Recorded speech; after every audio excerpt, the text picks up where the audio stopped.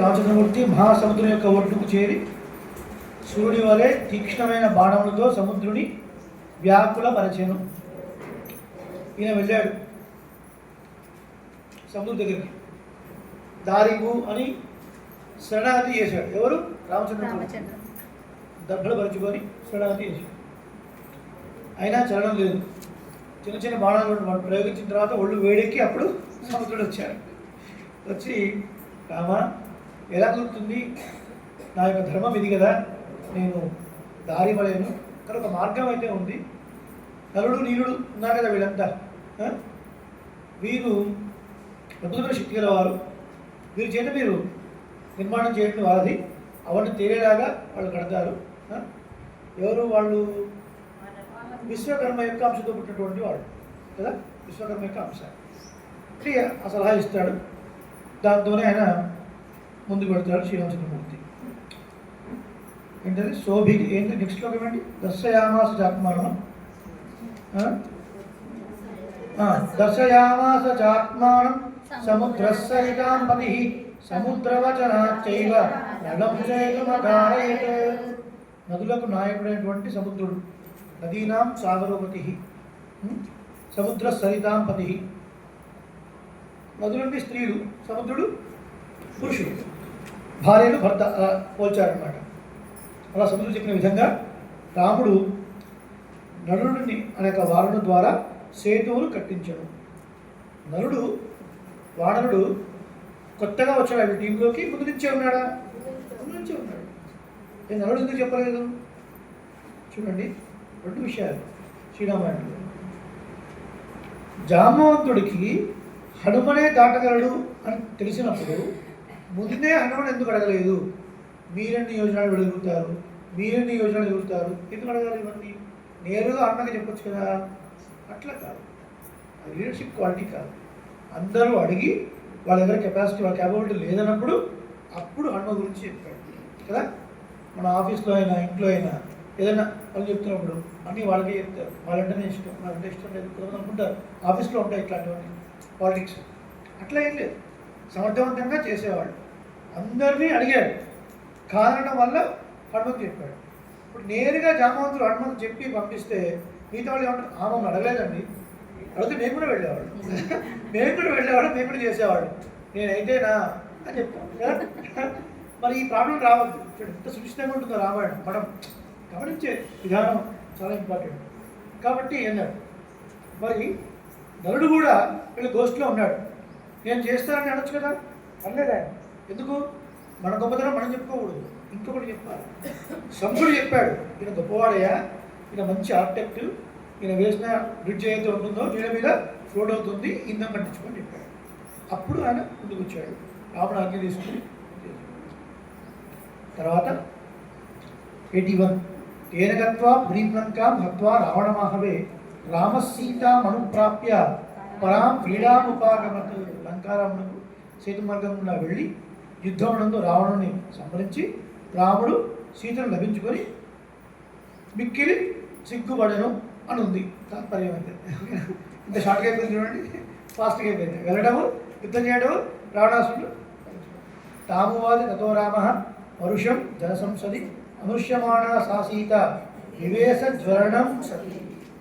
అనంతరం రాముడు అందరి సమక్షంలో ఆమెను గురించి, సీతాదేవి గురించి కొన్ని పరుషంగా మాట్లాడి పవిత్రమైనటువంటి ఆ సీతమ్మ ఆ పరుషోక్తులను భరింపలేనిదై అగ్నిహోత్రములో ప్రవేశించను. దేనికి? తన పవిత్రతను చాటుకోవడం కూడా. ఏమండి, శ్రీరాముడికి తెలియదా సీతమ్మ గురించి? కానీ లోకులు అని చూడండి, శ్రీరాముడిని చూసే కోణం ఇప్పటికీ దురదృష్టవశాత్తు చాలా వక్రంగానే కామెంట్ చేస్తున్నారు చాలామంది. దానికి కారణం వారి బతుకులకు వాళ్ళకి ఎవరు ఆచారం లేదు సరిగ్గా చెప్పేవాడు. విడివిడి జ్ఞానం అంతా, FB knowledge, Twitter knowledge, WhatsApp knowledge. చేసేదే ఉంది ఫార్వర్డ్ టైం అని పెట్టేది. వాళ్ళ దగ్గర కూర్చొని వింటే తెలుస్తుంది కదా. ధర్మం నుంచి ఎప్పుడూ డ్రిఫ్ట్ కాలేదు రాముడు.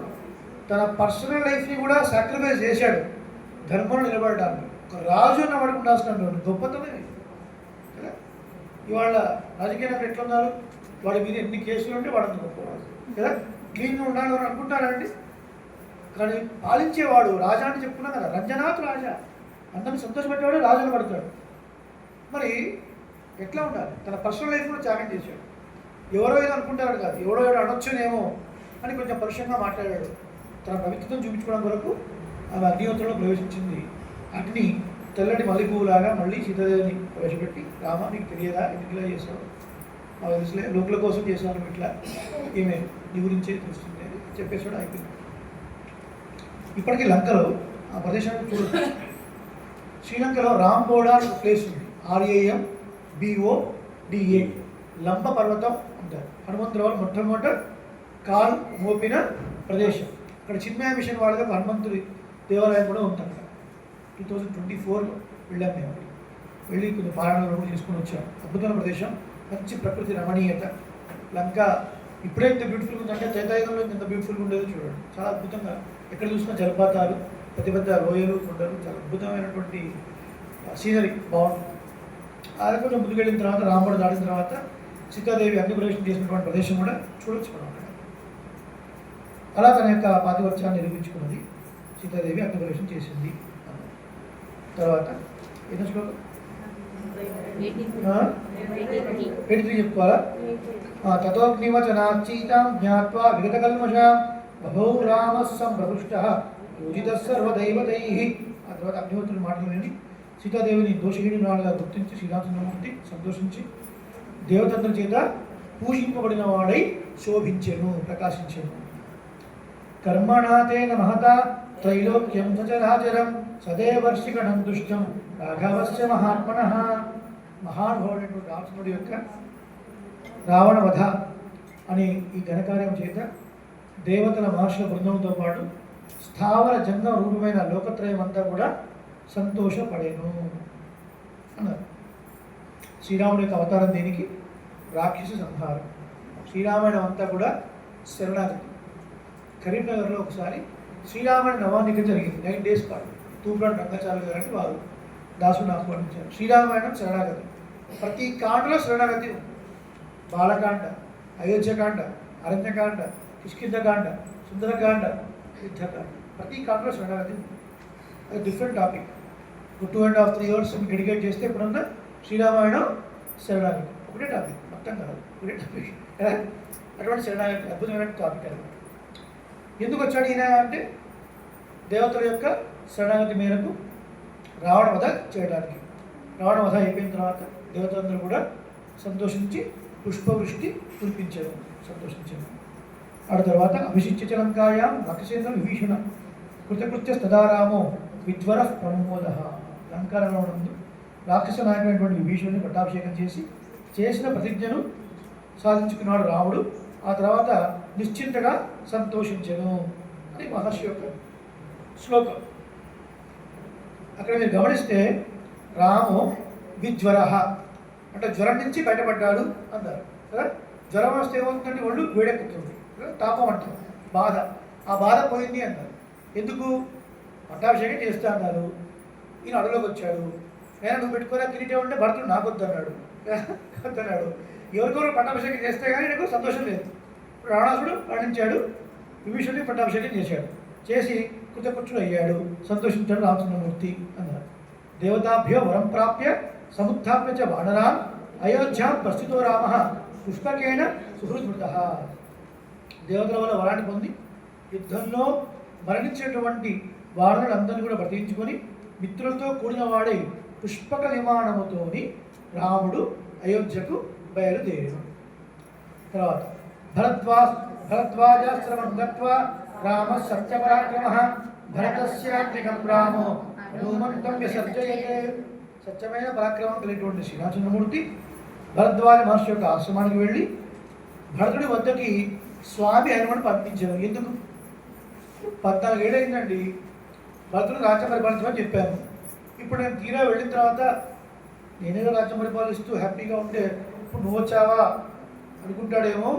అసలు భరతుడి యొక్క స్థితి ఏమిటో చూసిరా హనుమ అని హనుమని పంపించాడు భరద్వాజ.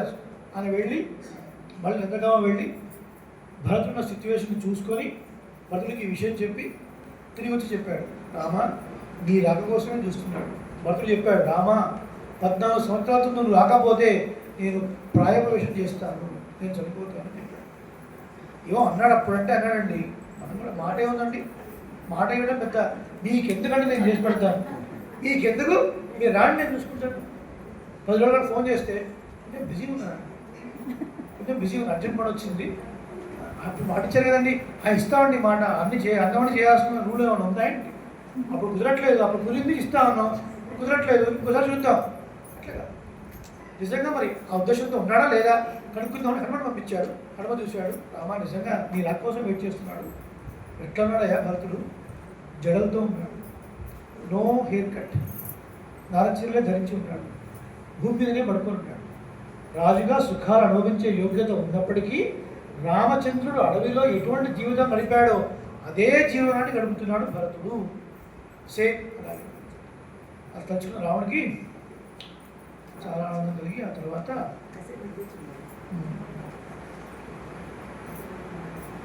పునరాఖ్యాయికాం జల్పన్ సుగ్రీవ సైతశ్చ సహ పుష్పకం తత్సమారుహ్య నందిగ్రామం వ్యయోతదా.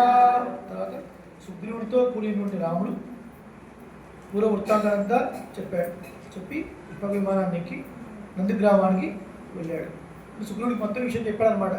నేను చిత్తగొడ్డలో ఉన్నప్పుడు వచ్చాడు భరతుడు, పాదకులు ఇచ్చాను, సరే ఇప్పుడు ఉద్దేశం ఉంటే తెలుసుకోవాలి కదా, పంపించాను, వెళదాం కదండి అన్నారు. వీళ్ళందరూ వస్తూనే కిష్కిందలో మళ్ళీ పుష్పక విమానం ఆగింది. ఎవరైతే యుద్ధంలో పాల్గొన్నారో వాళ్ళు వాళ్ళ భార్యలు అందరూ పుష్పక విమానం ఎక్కారు. ఎంతమంది ఎక్కినా స్పేస్ ఉంటుంది అందులో, ఎందుకంటే రామపట్టాభిషేకం చూడాలి కదా, అందరూ వచ్చారు.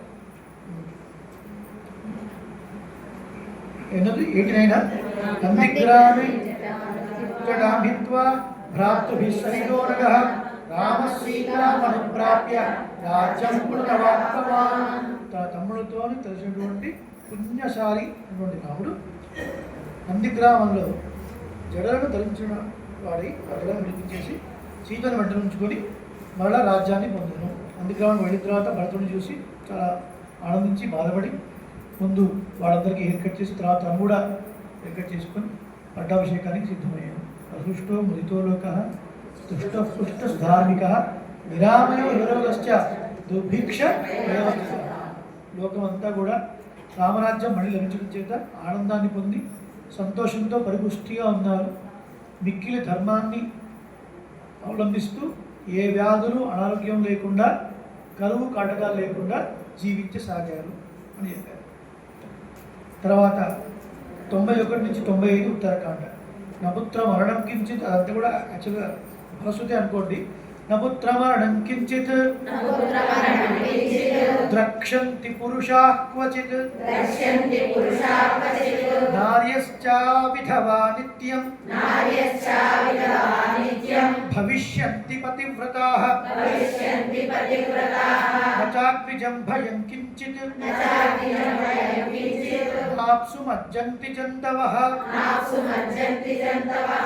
నవాతజం భయం కించిత్ నాపి జ్వరకృతం తథా నచాపి క్షుద్భయం తత్ర నతస్కర భయం తథా నగరాణి చ రాష్ట్రాణి ధనధాన్యయుతాని చ. మళ్ళొకసారి శ్లోకం చెప్పండి. నచాపి క్షుద్భయం తత్ర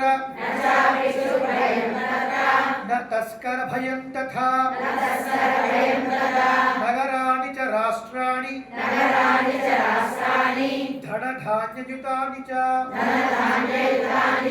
నిత్యం ప్రముదితాః సర్వే యథా కృతయుగే తథా అశ్వమేధశతైరిష్ట్వా తథా బహుసువర్ణకైః గవాం కోట్యయుతం దత్వా. తర్వాత ఏమని చెప్పండి. కొన్ని చోట్ల భవిష్యతి అని కూడా ఉంది, అది కూడా పాట వేదం. బ్రహ్మలోకం ప్రయాస్యతి అసంఖ్యేయం ధనం దత్వా బ్రాహ్మణేభ్యో మహాయసాః. ఉత్తరాఖండ ఏం చెప్తున్నారు? రామరాజ్యానికి పొంది అందరూ సంతోషాన్ని ఇంకా 2 శ్లోకాలు ఏముంది? 96, 97 ఒక్కరు చెప్పండి ఎవరు? 96, 97 వరకు. రాజవంశాన్ సతాపూనాన్ స్థాపయిష్యతి రాఘవః. 97 వరకు. సరే ఉండండి, పర్వాలేదు అది చెప్పుకుందాం పర్వాలేదు. సరే. రాజవంశాన్ శతగుణాన్ స్థాపయిష్యతి రాఘవః చాతుర్వర్ణ్యం చ లోకేస్మిన్ స్వే స్వే ధర్మే నియోక్ష్యతి దశవర్షసహస్రాణి దశవర్షశతాని చ రామో రాజ్యముపాసిత్వా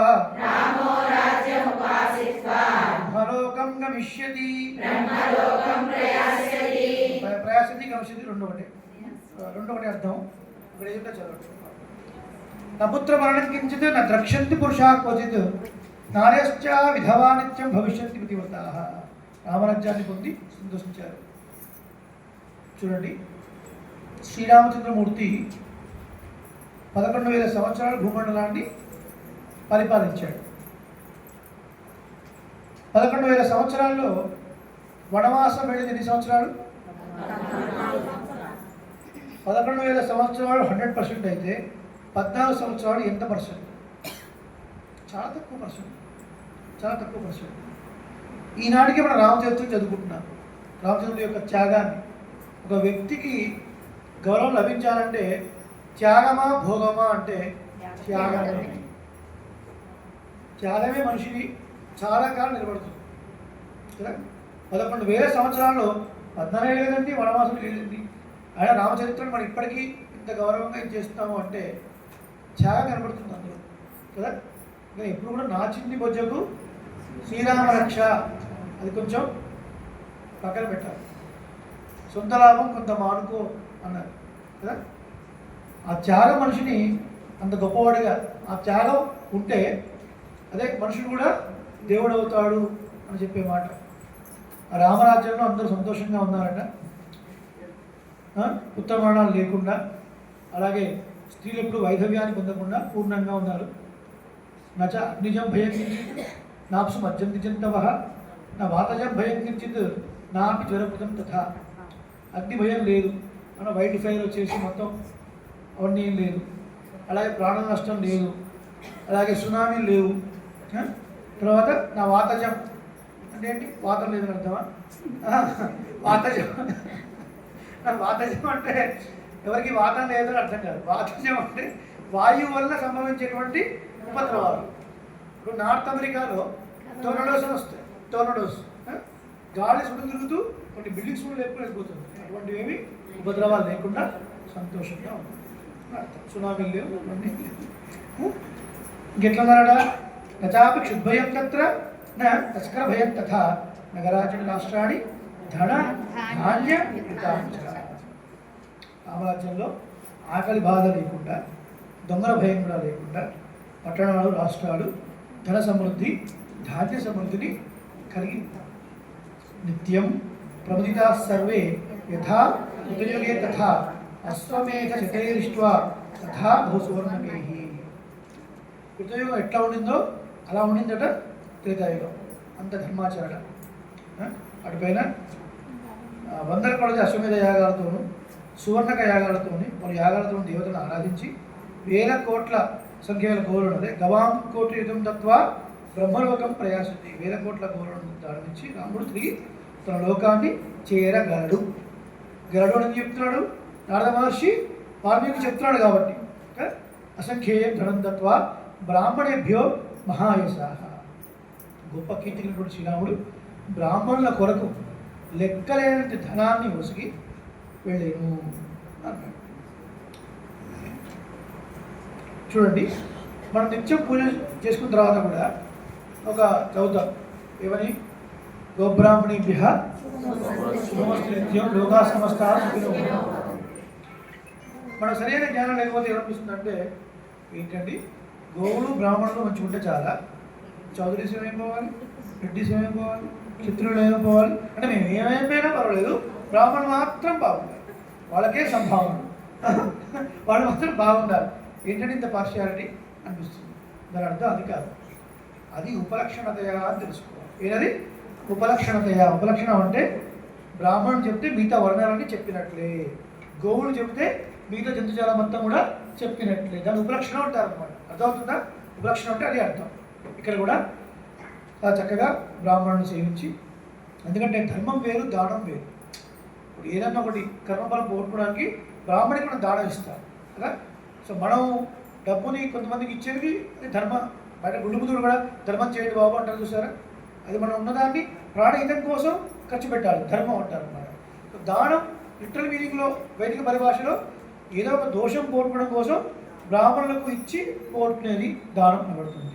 రాజవంశాన్ శతగుణాన్ స్థాపయిష్యతి రాఘవ చాతుర్వర్ణ్యంచ లోకేస్మిన్ స్వే స్వే ధర్మే నియోక్షతి. చక్కగా రాజవంశాన్ని నిలిపి 4 వర్ణాల వారు తమ తమ ధర్మముల యందు నడిపించగలడు శ్రీరామచంద్రమూర్తి అని చెప్పాడు. అంటే ఆయా యుగాలు చక్కగా వారి వారి ధర్మాన్ని వారు నిర్వర్తిస్తూ ఉన్నారు అని అర్థం. దశవర్ష సహస్రాణి దశవర్ష శతాని చ రామో రాజ్యం ఉపాసిత్వా బ్రహ్మలోకం ప్రయాస్యతి. 10,000 సంవత్సరములు, 10,000 సంవత్సరములు. దశవర్ష సహస్రాణి దశవర్ష శతాని చ. ఎందుకు ఇట్లా చెప్పారు? 11,000 సంవత్సరాలు చెప్పొచ్చు కదా. ఇక్కడ ముందేమన్నారు?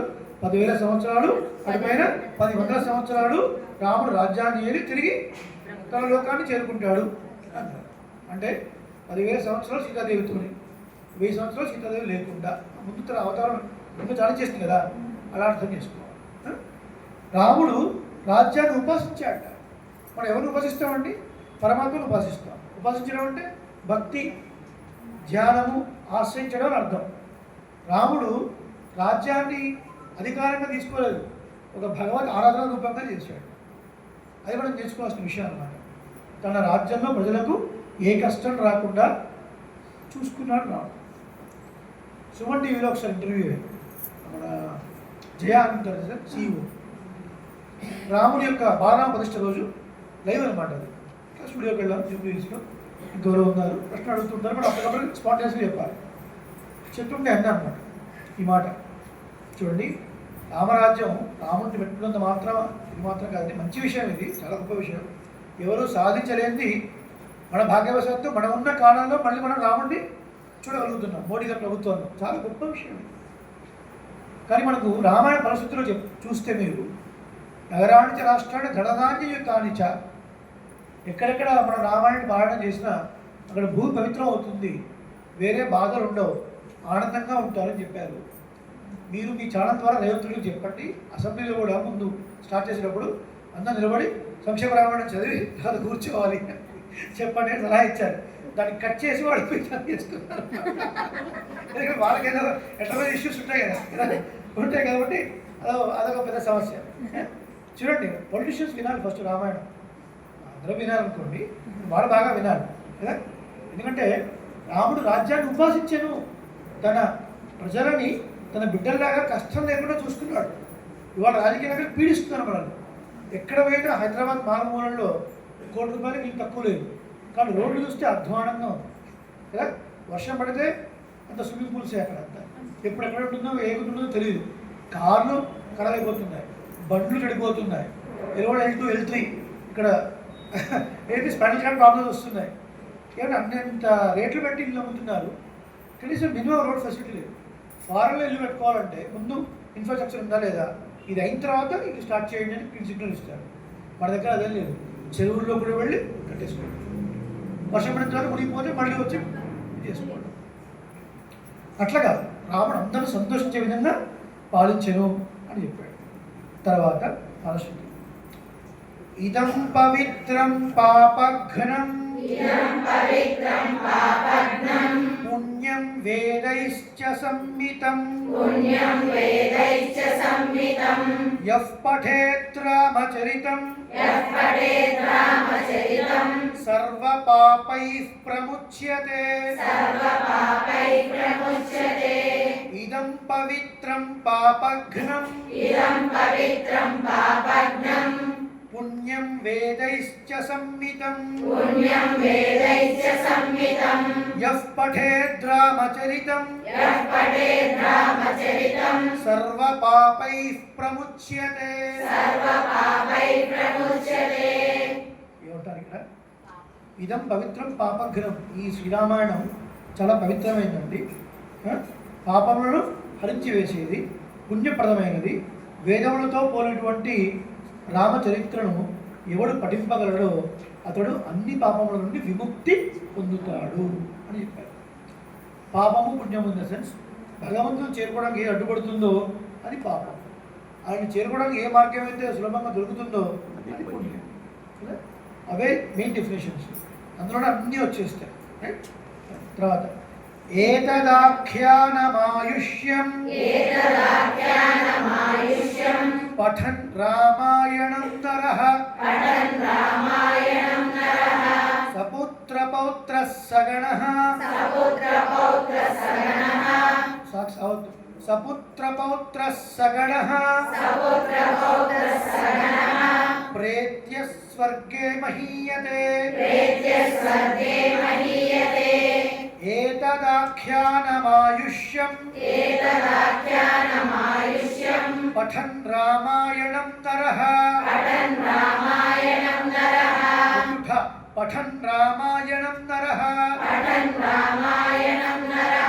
సపుత్రపౌత్రః సగణః ప్రేత్య స్వర్గే మహీయతే. శ్రీరామాయణం వేదంతో సమానము అని చెప్పి ఈ శ్రీరామాయణాన్ని ఎవరైతే పఠిస్తారో అక్కడ చక్కటి దీర్ఘమైనటువంటి ఆయుష్. ఇక ఆఖ్యానం ఆయుష్యం పఠం రామాయణం నరః. శ్రీ రామాయణ కథని చదివినటువంటి మానవుడు దీర్ఘాయుష్ను పొందుతాడు. అలాగే పుత్రులతోని పౌత్రులతోని పాటుగా పరిచారకులతో పాటుగా మరణం పొందిన తర్వాత పరమపదమునందు పూజ్య స్థానాన్ని పొందుతాడు అని చెప్తున్నారు. చూడండి, శ్రీరామాయణం అద్భుతమైనటువంటి కావ్యం. దీన్ని మనం పఠించడం వల్ల, పాలన చేయడం వల్ల, వినడం వలన ఎంత గొప్ప పుణ్యం జరుగుతుందో చెప్తున్నారు. కొంతమంది సంప్రదాయానికి చాలా దూరంగా ఉండి గతించిన వారికి తిథులు పెట్టరు, శ్రాద్ధాలు పెట్టరు. దాని ద్వారా ఏమవుతుందంటే మన ఐశ్వర్యం తగ్గిపోతూ ఉంటుంది, అనుకోని కష్టాలు వస్తూ ఉంటాయి. దానికి కారణం పితృదేవతలు సంతోషించకపోవడమే. తెలిసి తెలియక కొన్ని పొద్దున్న చెప్పుకున్నాం కదా, గయలో పెడితే అక్కర్లేదు ఇలాంటివన్నీ చేయడం వల్ల మన సంతానం వృద్ధి పొందదు. మీరు ఎంత చదివించినా ఏం చేసినా వాళ్ళకు డెవలప్మెంట్ ఏ ఉండదు. మీరు జనరల్ ఈ శ్రీరామాయణం చదవడం వల్ల మన పూర్వీకులు ఎవరైనా తప్పు చేసినా సరే అవన్నీ కూడా నశిస్తాయి. దేవతలు సంతోషపడతారు, పితృదేవతలు కూడా సంతోషపడతారు. పితృదేవతలు సంతోషపడడం వల్ల ఐశ్వర్యము నిలుస్తుంది, సంపదలు కలుగుతాయి. అటువంటి గొప్ప రామాయణము. అలాగే దాన్ని పఠించినటువంటి వాడు చివరి క్షణంలో శరీరాన్ని వదిలిపెట్టిన తర్వాత పరమపదాన్ని పొందుతాడు. పఠన్ ద్విజో వాగృషభత్వమీయాత్ స్యాత్ క్షత్రియో భూమిపతిత్వమీయాత్ వణిజ్జనః పణ్యఫలత్వమీయాత్ జనశ్చ శూద్రోపి మహత్వమీయాత్.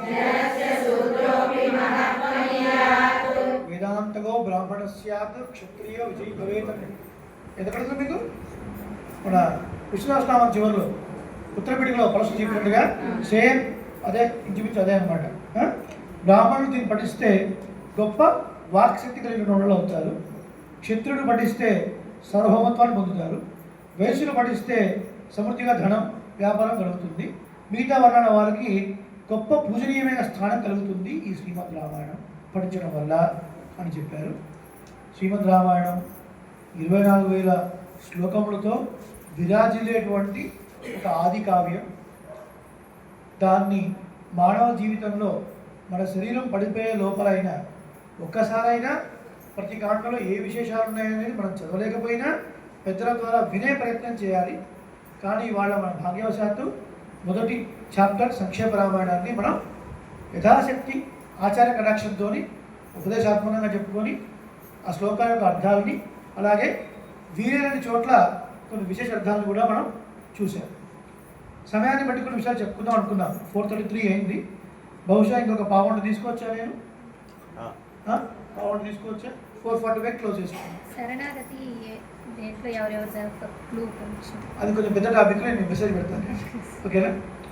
కొన్ని విశేషాలు అనుకున్నాం. మహేంద్రగిరి పర్వతం నుంచి హనుమ సముద్రాన్ని లంఘించడానికి వెళుతున్నప్పుడు అంత ముందు వరకు ఆ శక్తి తెలియదు. దానికి జామంతుడు చెబితేనే తెలిసింది.